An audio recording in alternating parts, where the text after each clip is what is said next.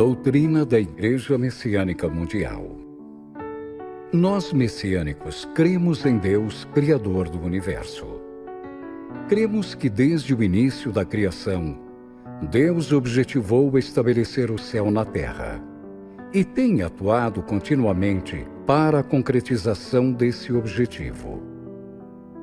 Com tal propósito, fez do ser humano seu instrumento para servir ao bem-estar da humanidade, condicionando a ele todas as demais criaturas e coisas. Cremos, portanto, que a história humana do passado constituiu estágios preparatórios, degraus para se alcançar o céu na terra. Para cada época, Deus envia o seu mensageiro e as religiões necessárias, cada qual com sua missão. Cremos que no presente, quando o mundo vagueia em tão caótica situação, Deus enviou o Mestre Meishu Sama, fundador da Igreja Messiânica Mundial, com a suprema missão de realizar o seu sagrado objetivo de salvar toda a humanidade. Por conseguinte, visando a concretização do mundo ideal, de eterna paz, perfeitamente consubstanciado na verdade, bem e belo, empenhamo-nos em fazer sempre o melhor, erradicando a doença, a pobreza e o conflito, as três grandes desgraças que assolam este mundo. Por Meishu Sama, em 11 de março de 1950.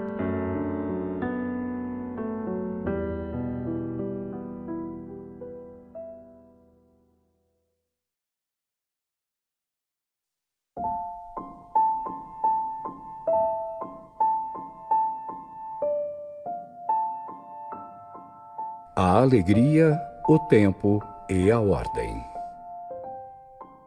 Todo trabalho realizado com espírito de alegria é feito com facilidade e correção. Quando empreendemos alguma tarefa sem disposição, não só mal percebemos o que estamos fazendo, como também pouco progresso alcançamos. Faço o meu trabalho com espírito de recreação, com alegria e sempre com disposição. Quanto mais suave e facilmente procedermos, maior virá a ser a nossa eficiência. O mesmo acontece na ministração do jorei. Quando o jorei for ministrado com espírito de alegria, os seus resultados serão bons. E quanto melhores forem os seus resultados, mais felizes nos sentiremos. Outro fator importante a considerar é o tempo. Nenhum projeto deve ser empreendido prematuramente. Se nos parecer que o tempo adequado ainda não chegou, devemos saber esperar, pois, a despeito de sua possível importância, o projeto não poderá funcionar facilmente. Ainda um outro aspecto que muito afeta o resultado de nossos empreendimentos é a ordem. Podemos iniciar um plano supondo que tudo já foi bem considerado e que a sua realização não terá impedimento. Mas, no entanto, contrariando a nossa expectativa, poderemos encontrar obstáculos. Procurando refletir sobre o caso, verificaremos não termos procedido na devida ordem. Desde que a lei da ordem seja obedecida, tudo marchará suavemente. A inteligência da percepção verdadeira é da maior importância, pois ela afeta grandemente o resultado de todo o empreendimento. Aqueles que alcançaram tal percepção vão rapidamente ao ponto vital das coisas. Depois que o correto discernimento é atingido, os verdadeiros motivos das coisas que acontecem são projetados na mente da pessoa, como um espelho claro e límpido. O jorei e os ensinamentos constituem o melhor caminho para a limpeza e clareza do espelho da mente. Muitas vezes, a pessoa, para sua surpresa, na leitura destes ensinamentos, venha encontrar uma profunda sabedoria e a receber uma nova inspiração. Isto é devido ao fato que, inicialmente, o espelho de sua mente estava enevoado. Mas, à medida que o seu corpo espiritual for sendo purificado, o significado mais profundo dos ensinamentos emerge. Extraído do livro Os Novos Tempos.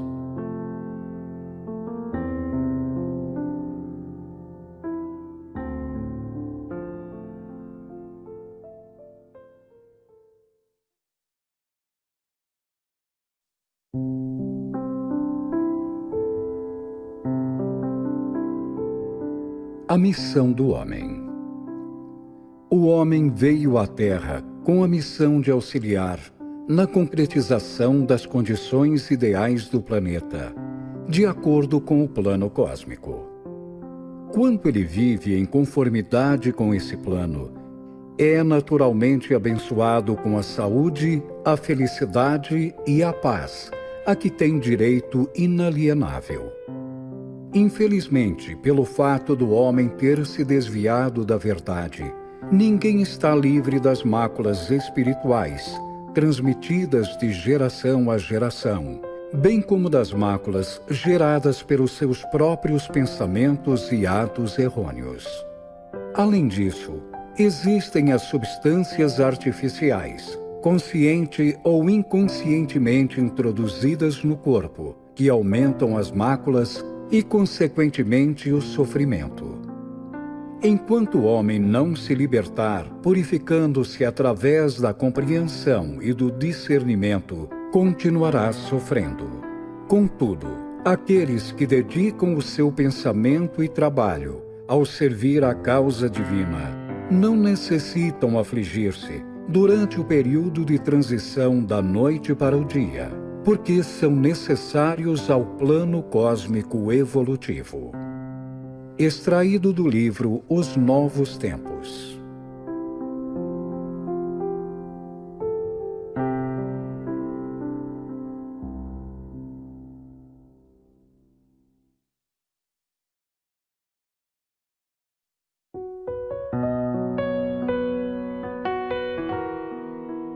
A verdadeira salvação.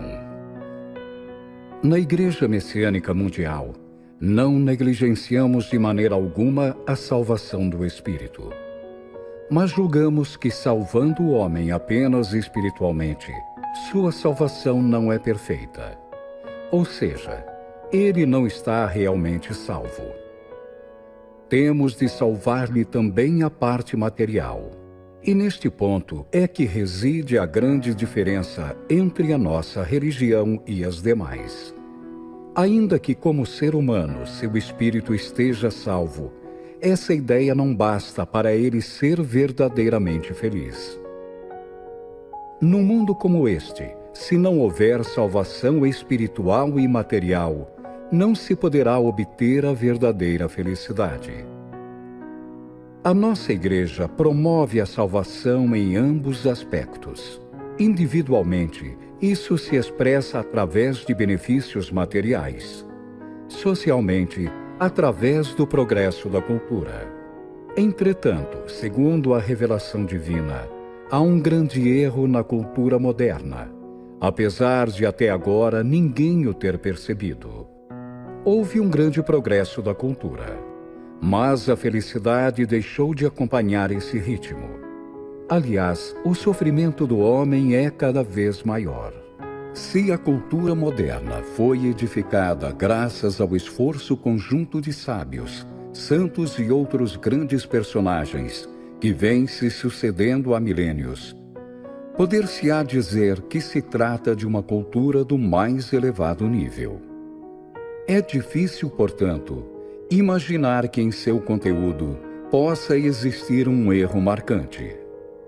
Como eu já disse, conhecendo o grande erro da cultura moderna, desejo o mais breve possível, não só fazer com que o maior número de pessoas o compreendam, mas também compartilhar com elas dessa felicidade e, ao mesmo tempo, mostrar-lhes as diretrizes para a formação do novo mundo, caracterizado por uma cultura nova, ideal. Essa é a vontade de Deus.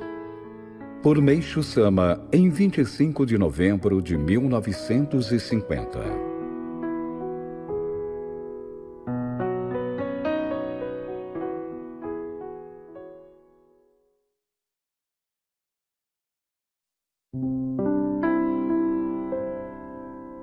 Características da salvação pela Igreja Messiânica Mundial. A missão da nossa Igreja é tirar as pessoas das torturas do inferno e conduzi-las ao céu, transformando a sociedade num paraíso.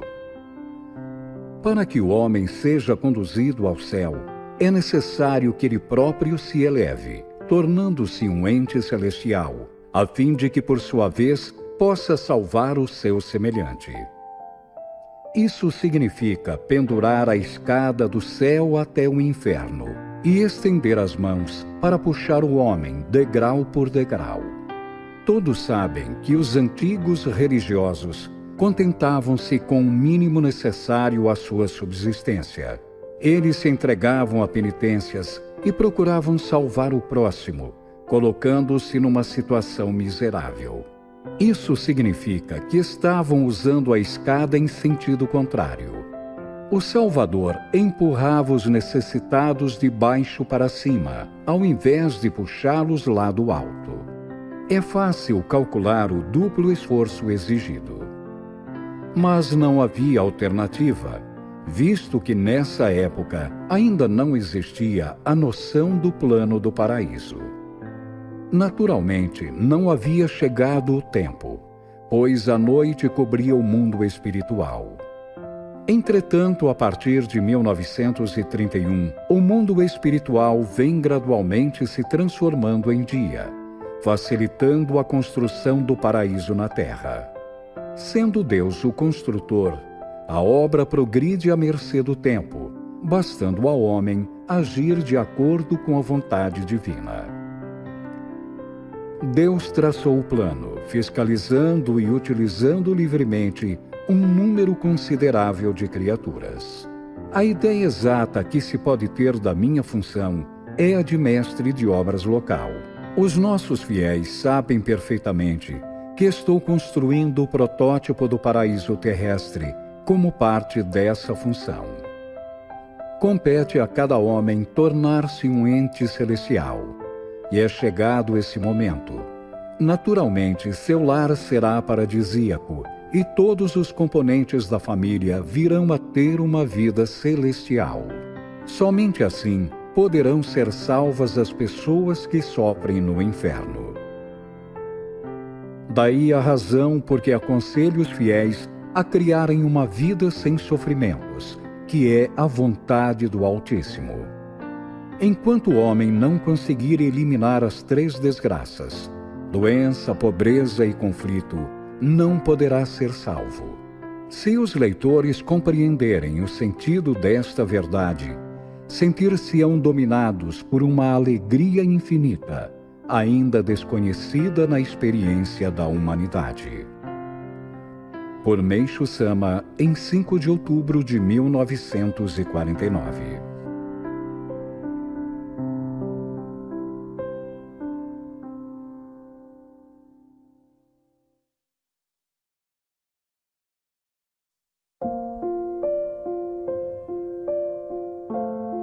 Ceda para conquistar.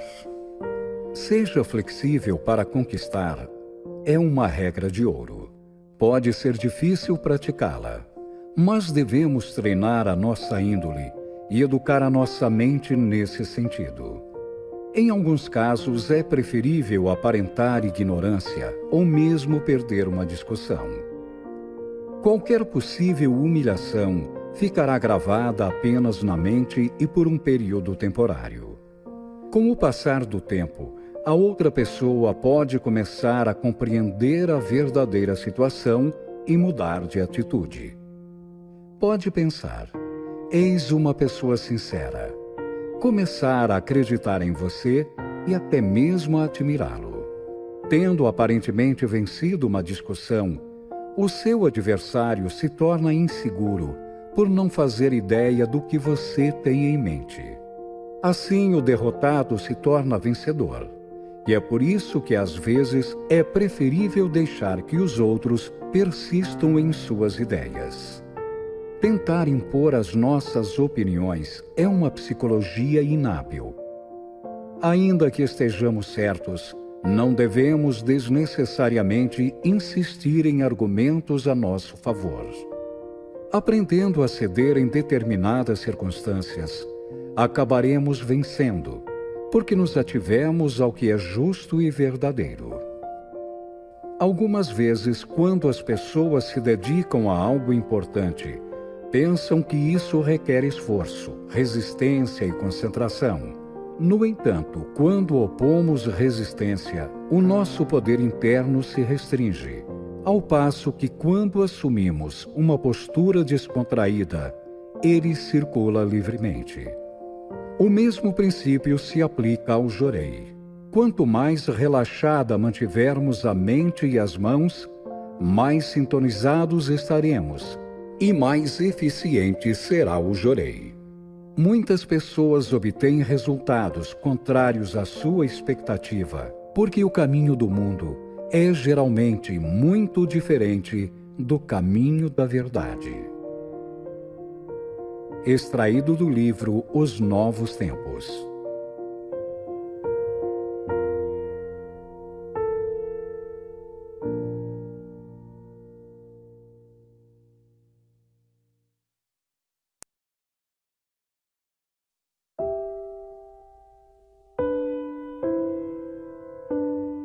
Ciclos cósmicos. O homem vive num ilimitado e misterioso, mas ordenado universo, que evolui e reevolui em ciclos. Após uma era de aproximadamente 3.000 anos de relativa obscuridade, encontramo-nos agora no alvorecer de uma nova era de luz. A mutação é tão sem precedentes que se torna difícil a compreensão de sua integral importância. É uma mudança que nenhum dos nossos antepassados teve o privilégio de experimentar. Como somos afortunados, nós que vivemos neste período de tempo, por podermos entender ainda que parcialmente o verdadeiro significado desta mutação. Adquirir os meios através do jorei, a fim de tornar esta transição mais fácil para cada um e servir a Deus e a humanidade. Extraído do livro Os Novos Tempos.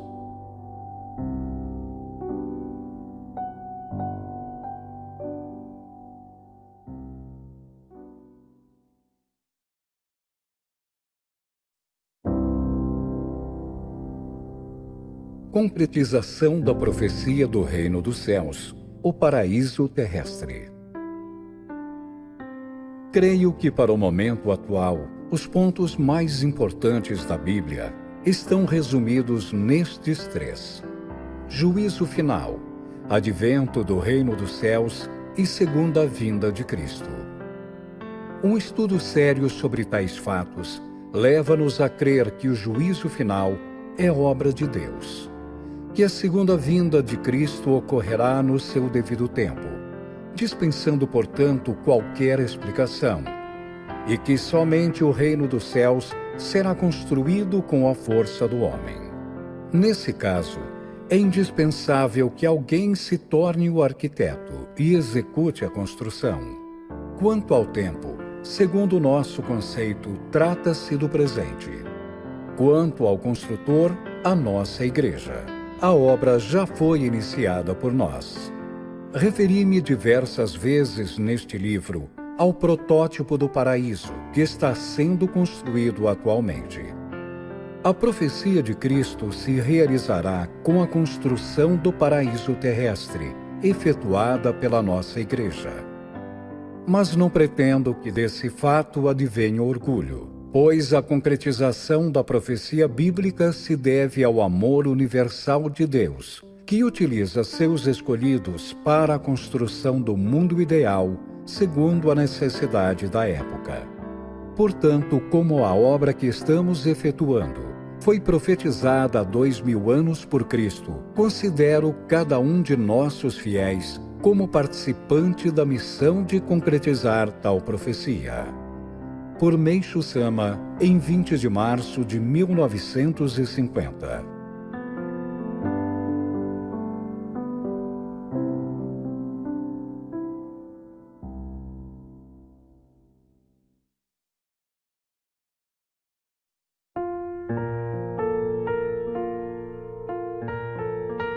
Concretização da verdade.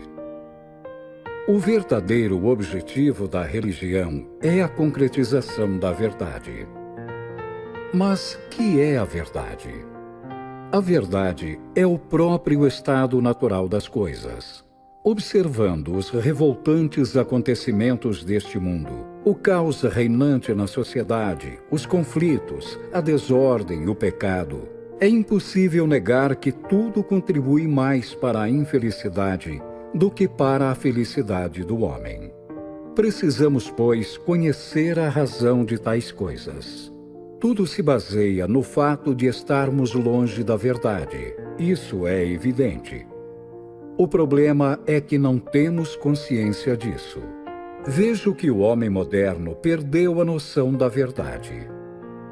Parece que a vida se mostra tão difícil para ele que lhe falta tempo para refletir sobre o assunto. Mas é chegado o tempo de revelar a vontade de Deus e pregar a verdade para que esta possa se concretizar. O homem adoece porque se distancia da verdade e por motivo idêntico não consegue curar-se. Política errônea, má ideologia, aumento de crimes, crise financeira, inflação e deflação, tudo isso se deve também ao fato de o homem desviar-se da verdade. Tudo o que desejamos logo se realizaria se estivéssemos de acordo com a verdade. Foi com esse propósito que Deus criou a sociedade humana. Eis porque não é difícil a formação de uma sociedade ideal, nem é impossível ser feliz. Nisto reside a possibilidade do advento do paraíso terrestre. Deus concedeu ao homem a liberdade infinita. Eis a verdade. Falar da sua liberdade é dizer que ele ocupa o ponto médio entre os dois extremos, o animal e o divino. Quando ele se eleva, torna-se divino. Quando se corrompe, equipara-se ao animal. Se desenvolvermos esse princípio, veremos que basta o homem querer para que o mundo se converta em paraíso. Caso contrário, ele faz do mundo um inferno. A formação do paraíso terrestre vem a ser o objetivo final do ser humano, e o único recurso para atingi-lo é a concretização da verdade. Por Meishu Sama, em 16 de julho de 1949.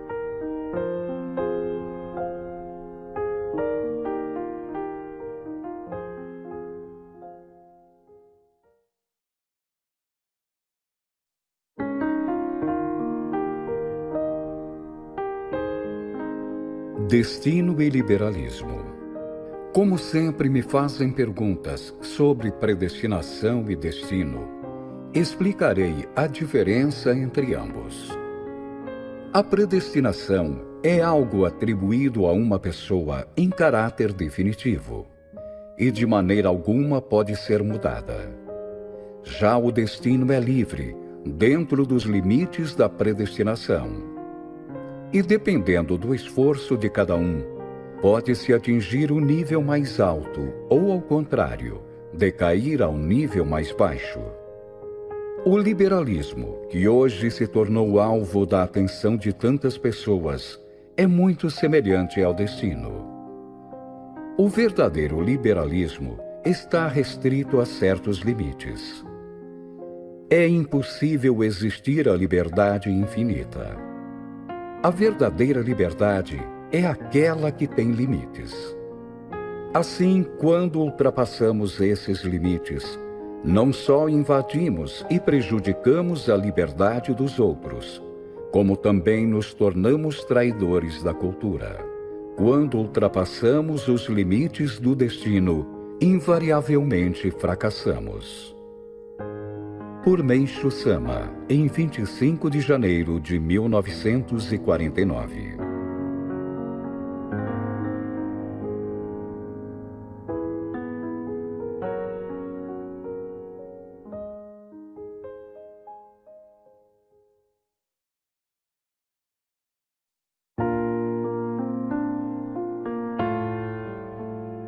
Espírito de justiça. Se observarmos os diversos aspectos do mundo ao nosso redor, notaremos que ele é quase que destituído do espírito de justiça. Tão enormes são os interesses em jogo, de tal forma predomina a cobiça na mente humana, que quando alguém se refere à justiça é menosprezado. Esta é a realidade do mundo moderno. Para tal situação, no entanto, existe a nosso ver uma causa evidente, que a maioria das pessoas não consegue perceber. É justamente a carência do espírito de justiça, do qual falarei em seguida. A maior parte dos homens vive contaminada pelos maus pensamentos que anuviam seu espírito. Esta cegueira espiritual os impede de descobrir a causa a que nos referimos. A causa da falta do espírito de justiça acha-se relacionada com o mundo espiritual, cuja existência é absoluta, embora ele seja invisível. Naquele mundo há uma lei de Deus rigorosa e imparcial, diferente da lei humana, que julga as ações dos homens com perfeita justiça. Infelizmente, o homem não compreende nem acredita nisso pela simples menção, e assim, com as próprias mãos, contribui para a sua infelicidade. Resumindo, a justiça é o próprio Deus. A injustiça pertence ao mal. O essencial é nos convencermos desta verdade. Tanto a felicidade como a desgraça dependem do comportamento humano. Para nos tornarmos felizes, é absolutamente necessário basear-nos no espírito de justiça. Por Meishu Sama, em 23 de dezembro de 1953.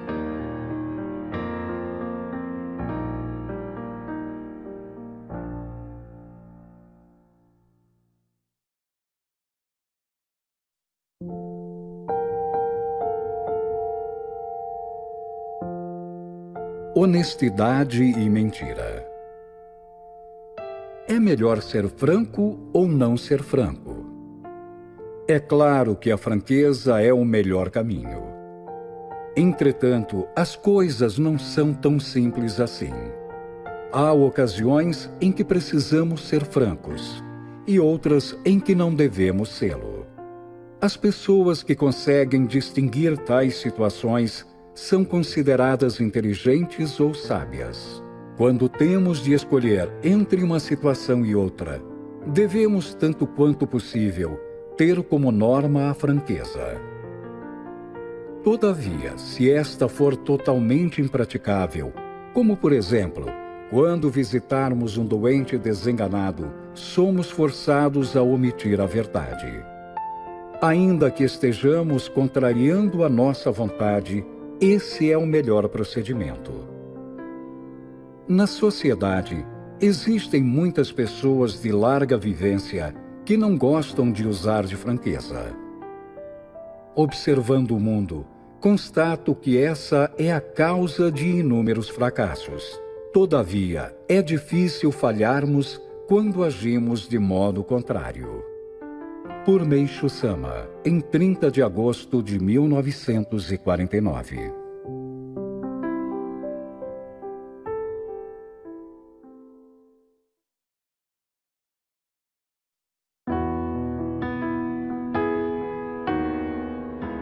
Libertação. Fala-se em libertação, mas não é fácil defini-la como algo bom ou mal. De acordo com a ideia geral, libertar-se significa sair de um estado de confusão e obter iluminação, desapegar-se ou ter desprendimento. Geralmente, o homem tem entusiasmo pela vida graças à ilusão. Mas o excesso de ilusões é perigoso. A resignação enfraquece o ritmo das atividades. Mas a falta de resignação também gera tragédias, principalmente quando se trata do relacionamento amoroso.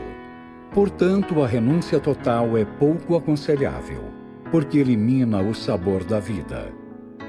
A pessoa se torna solitária, vive como se fosse um corpo sem alma. Refletindo sobre o que acabamos de expor, logo percebemos que todo exagero é prejudicial. É bom ter noção de limites. Creio que o homem deve se desapegar no momento adequado e insistir quando o caso merece ser levado adiante. Quando procura forçar a situação, a pessoa fica indecisa. E esta indecisão mostra que ainda não é o momento propício e que é preciso esperar o tempo certo, de acordo com o tempo, circunstância e nível. O fundamental é saber ceder às circunstâncias, descobrindo os meios mais convenientes de agir. Isso exige inteligência superior. Ela é que gera a capacidade de correto discernimento, a qual aumenta na medida em que diminuem as máculas do espírito. O essencial, portanto, é eliminar as máculas espirituais, o que requer sinceridade. E a sinceridade nasce da fé. Aquele que aceitar e praticar este princípio será considerado homem íntegro.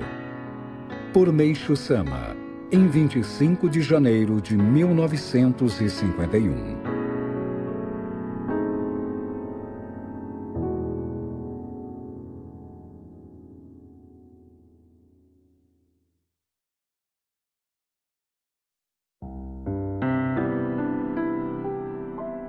O conflito entre o bem e o mal. O domínio de Deus é demasiadamente profundo para a compreensão do homem comum, sendo especialmente difícil determinar o que é bom e aquilo que ele sente como mal. O homem vive num conflito sem fim. Além do mais, o bem e o mal são relativos e não podemos tirar conclusões precipitadas a respeito do bom ou mau uso das coisas.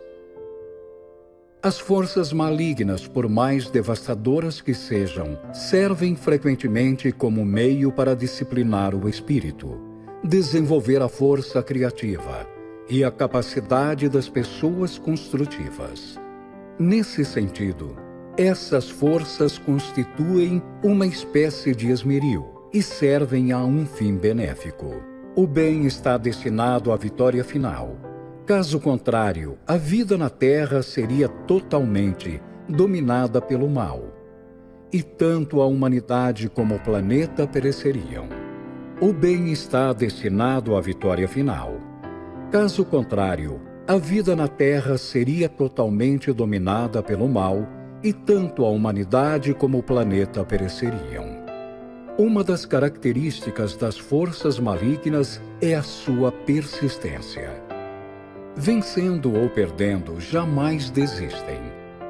É justamente o que produz o contínuo aprimoramento e fortalecimento da parte construtiva. Na nova era, continuarão existindo forças negativas, mas estas terão pouco poder.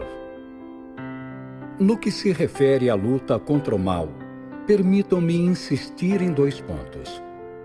Primeiro, não temam as forças das trevas. Segundo, não critiquem os outros como sendo instrumentos das forças malignas. Não podemos ter certeza de que o sejam, e ao tentar julgá-los, invadimos o domínio de Deus. Devemos usar a sabedoria e proceder de acordo com cada situação particular. Quando necessário, devemos retroceder e não avançar no caminho. Mesmo que o mal pareça triunfar durante algum tempo, acabará sendo derrotado. Na nova era, quando as forças construtivas assumirem o controle total e tiverem desalojado as forças destrutivas, será concretizado o paraíso na Terra. Extraído do livro Os Novos Tempos.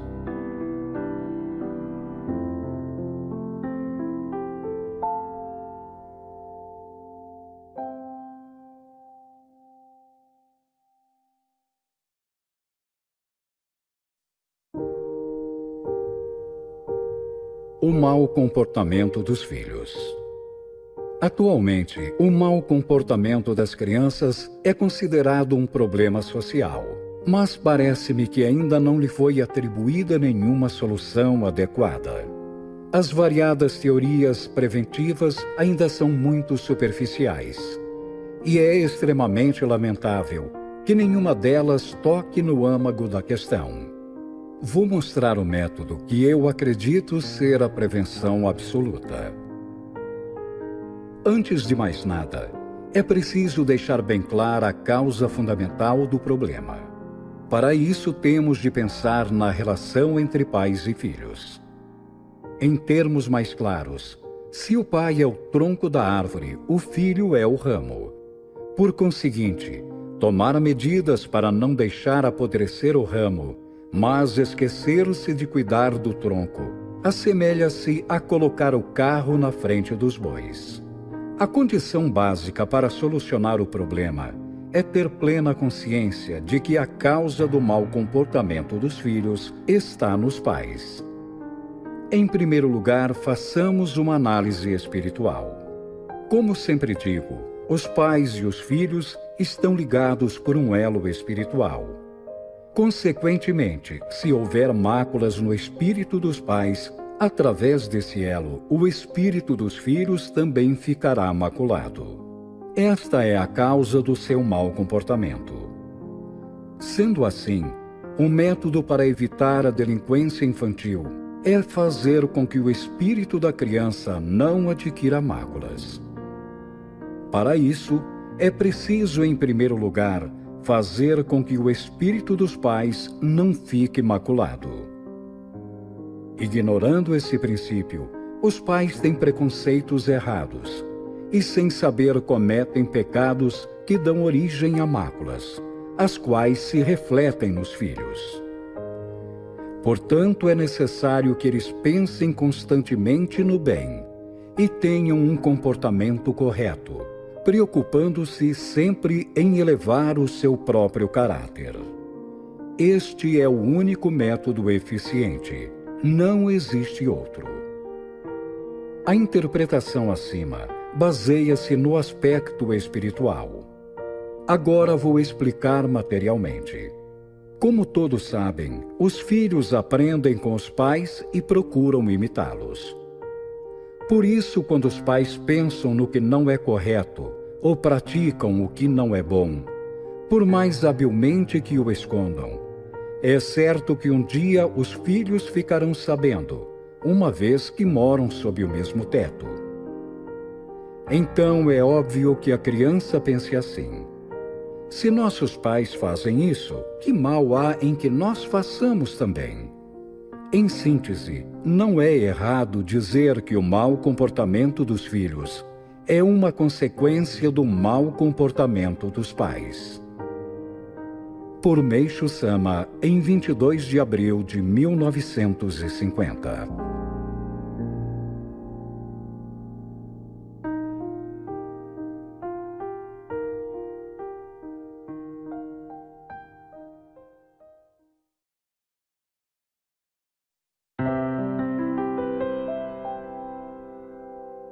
O valor do homem reside no seu espírito de justiça. O meio mais eficiente para a avaliação de uma pessoa é o conhecimento do grau do seu espírito de justiça. O processo mais correto é determinar o padrão de honestidade, o senso de responsabilidade e a confiança que ela inspira. Realmente creio que o espírito de justiça é a essência do homem. Quem não o possui assemelha-se à medusa, vulgarmente conhecida como água-viva, a qual é destituída de ossos, de modo que não merece confiança alguma. Devemos distinguir em primeiro lugar o certo e o errado das coisas. Se a pessoa que de nós discorda estiver desorientada, é nosso dever ajudá-la com espírito de justiça sem nos intimidarmos. Essa atitude poderá causar momentos amargos em nossa vida, mas promete a realização dos nossos desejos, não havendo motivos para preocupação. Atualmente, o mundo está repleto de pessoas más. Basta a menor distração para cairmos nas malhas de seus enganos e explorações. Isso provém da falta de um espírito de justiça inabalável. Daí a conclusão de que o homem deve abraçar a justiça e marchar destemidamente, tornando-se assim sustentáculo da comunidade, baluarte contra o mal social e construtor de uma sociedade sadia, porque Deus não deixará de ajudar os justos como jamais deixou. Por Meishu Sama, em 10 de outubro de 1951.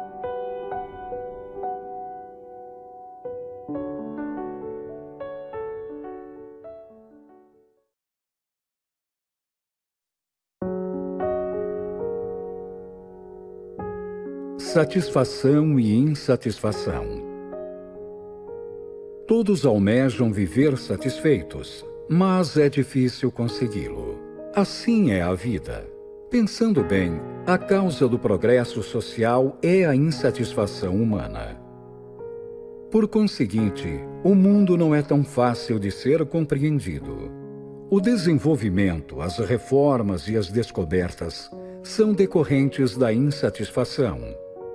Em contrapartida, quando esta é exagerada, surgem conflitos, desarmonia nos lares, desavença entre amigos e conhecidos, discussões, desespero, casos de polícia, etc. A insatisfação dá origem a grupos sociais extremistas que praticam atos de violência e destruição, como a provocação de incêndios e o arremesso de bombas improvisadas e outros objetos. Às vezes, chega-se até à guerra civil. Como vemos, a insatisfação exige cautela. Por outro lado, as pessoas bondosas ou simplórias que pouco se queixam parecem satisfeitas, mas na verdade são criaturas incapazes e improdutivas. Ora, se tanto a satisfação como a insatisfação apresentam aspectos condenáveis, que fazer? A resposta é simples. Devemos evitar os extremos. O certo é manter o equilíbrio entre as duas posições. Sei que falar é fácil e fazer é difícil, mas a vida é assim mesmo. O essencial é ser flexível, tendo por base a sinceridade. A pessoa que assim proceder tornar-se-á útil à sociedade, e dessa forma será bem-sucedida e feliz. Por Meishu Sama, em 18 de março de 1953.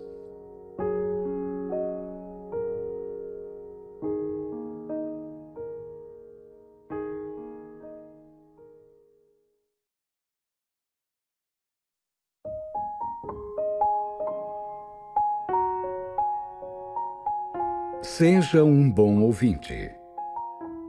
Não subestime as pessoas quando lhe falam, disse um antigo filósofo chinês. Ele queria dizer que devemos ouvir com a mente aberta e não subestimar as ideias de uma pessoa antes de sabermos o que ela tem a dizer, que não devemos julgar pelas aparências. Às vezes podemos aprender algo valioso com um operário analfabeto ou com um simples camponês. Frequentemente, ouvimos uma criancinha proferir uma verdade maravilhosa ou exprimir uma ideia original. Bergson, em seu livro Intuição, diz que as crianças são altamente intuitivas e que muitas vezes vão diretamente ao âmago da questão. Nas discussões entre mãe e filho, a verdade frequentemente está do lado da criança. Constitui para mim um dever ouvir as pessoas que trabalham sob minha direção e permitir, tanto quanto possível, que sigam os seus impulsos. Mesmo quando insistem num projeto absurdo, procuro aceitá-lo até certo ponto. Somente quando sinto que atitudes errôneas estão prejudicando a situação é que me mostro inexorável. Há pessoas que receiam perder sua dignidade ou seu prestígio ouvindo seus subordinados. Isso é um erro. Mesmo quando alguém diz algo que pensamos ser inverídico, não convém rejeitá-lo imediatamente e insistir no nosso próprio ponto de vista ou censurá-lo. Embora sabendo que a pessoa está mentindo, aparente não se perturbar. Isso é permitido desde que sejamos sinceros e verdadeiros em nosso coração. Extraído do livro Os Novos Tempos.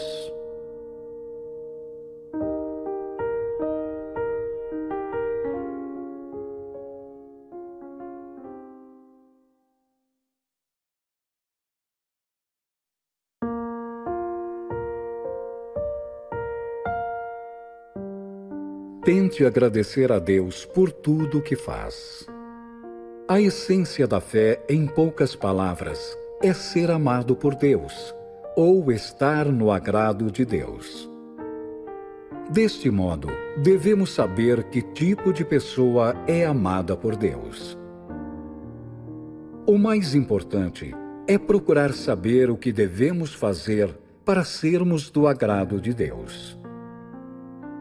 Qualquer pessoa de bom senso sabe que o que desagrada a Deus é agir fora do caminho, mentir, fazer os outros sofrer, causar incômodo à sociedade. Contudo, atualmente, existem muitas pessoas que não se importam com ninguém, achando que basta o próprio bem-estar e manifestam esse egoísmo na prática. Por se tratar de uma atitude das mais condenáveis, não há como estar do agrado de Deus. Assim, cada um precisa saber se está sendo amado por Deus ou não. É algo extremamente simples. Para mim, nada vai a contento. Sofro de necessidades materiais. Meu trabalho não progride, meu crédito é fraco. Não consigo me rodear de pessoas. Minha saúde também é insatisfatória. Do jeito que trabalho, não entendo porque não dá certo. As pessoas que fazem esse tipo de comentário não estão sendo do agrado de Deus. Basta estar no agrado dele e o nosso trabalho se desenvolve satisfatoriamente. As pessoas juntam-se ao nosso redor, a ponto de nos incomodar. Os recursos materiais nos chegam em tão grande quantidade que mal podemos utilizá-los em sua totalidade. O mundo então se torna um lugar agradável de se viver. A fé só tem realmente valor quando somos felizes. Se a praticamos, mas não alcançamos a felicidade, é porque o motivo, infalivelmente, se encontra em nosso próprio espírito. Por Meishu Sama, em 25 de maio de 1949.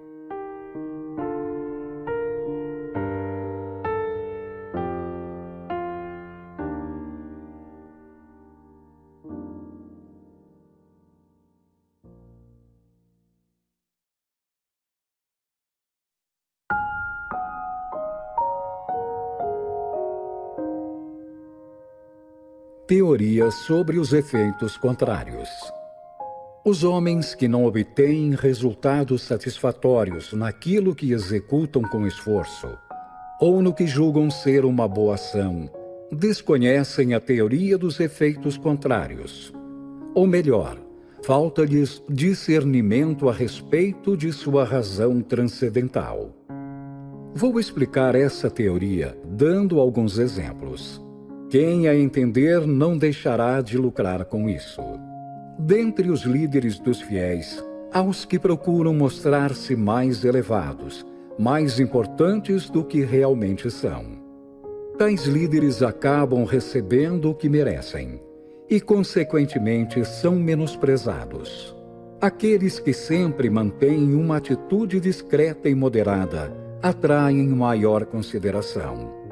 Existem também os que gostam de contar seus sucessos, o que não é agradável para os ouvintes. A exibição é condenável. Quem expõe os fatos tal qual eles se apresentam, granjeia maior simpatia. E sua palavra discreta o enobrece perante o ouvinte. Ao prestar um auxílio, evitem falar como estivessem vendendo favores, pois isso só serve para diminuir o sentimento de gratidão das pessoas. Como vemos pelos exemplos acima, em tudo há efeitos contrários. Se procederem levando esse ponto em consideração, obterão bons resultados. Também há ocasiões que, quando acho que uma pessoa tem qualidades e futuramente pode ter um grande desempenho na obra divina, intencionalmente eu a trato sem consideração. Aí, ao invés de se mostrar desinteressada e negligente, ela dedica ainda mais e realiza ótimos trabalhos. Procuro utilizar tais pessoas em tarefas importantes, como elementos capazes e dignos de confiança. Por Meishu Sama, em 3 de outubro de 1951.